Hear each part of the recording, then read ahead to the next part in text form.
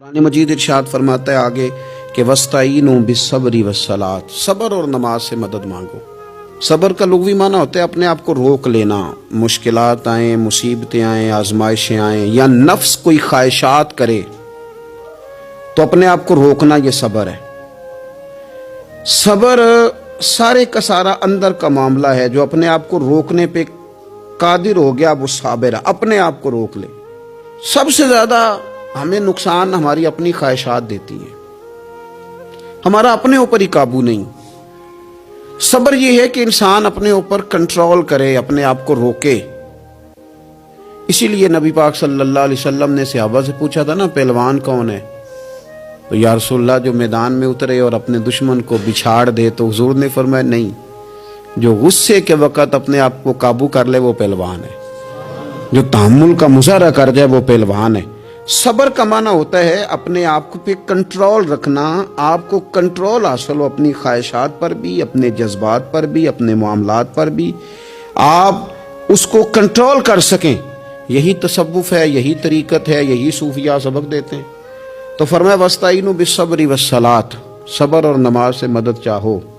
ایک صبر کرو، دوسرا بندگی کرو، مصلی پہ بیٹھ جاؤ۔ جو تمہاری مدد تمہاری عبادت کرے گی نا، جو مصلی تمہاری مدد کرے گا وہ کوئی اور نہیں کر سکتا۔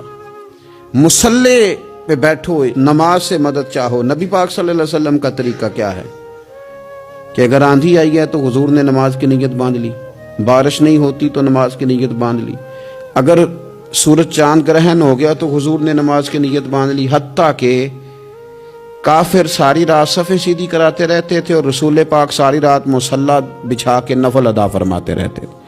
نماز سے مدد چاہیں۔ ارشاد فرمایا کہ وَإِنَّهَا لَكَبِيرَةٌ إِلَّا عَلَى الْخَاشِعِينَ، صبر اور نماز سے مدد مانگو، بے شک یہ دونوں چیزیں بھاری ہیں، کام دونوں مشکل ہے، لیکن ڈرنے والوں پر مشکل نہیں۔ جو رب سے ڈرتے ہیں ان کے لیے مشکل ہے۔ اب مجھے اجازت ہونی چاہیے نا، یہ کہہ لینا چاہیے نا کہ کوئی شخص کہے میرا نماز میں دن نہیں لگتا، تو میں اسے کہوں کہ تو رب سے ڈرتا ہی نہیں، اصل میں تو ڈرتا ہی نہیں۔ اگر تو ڈرے تو لفظ ہی نہ ادا کرے، اللہ نے بلایا اور تو آیا ہی نہیں۔ فرمایا یہ وزن ضرور ہے ان دو چیزوں کا، لیکن ڈرنے والوں پر، یہ ڈرنے والے کون ہیں؟ فرمایا الذین یظنون انہم ملاقو ربہم وانہم الیہ راجعون، جو اس بات کا یقین رکھتے ہیں کہ ہم نے اپنے رب سے ملاقات کرنی ہے اور ہمیں اسی کی طرف لوٹ کر جانا ہے۔ جس بندے کو یقین ہونا میں نے رب سے ملنا ہے، میں نے اس سے ملنا ہے، اسی کی طرف جانا ہے، اس کے لیے نہ نماز مشکل ہے نہ صبر مشکل ہے، اس کے لیے دونوں چیزیں آسان ہو جاتی ہیں۔ شرط یہ ہے کہ شوق ہو تیرے اندر رب سے ملاقات کا، تجھے شوق ہو۔ میرے نبی پاک صلی اللہ علیہ وسلم نے فرمایا لوگوں جو رب سے ملنے کا شوق رکھتا ہے نا، اللہ بھی اس سے ملنا پسند کرتا ہے،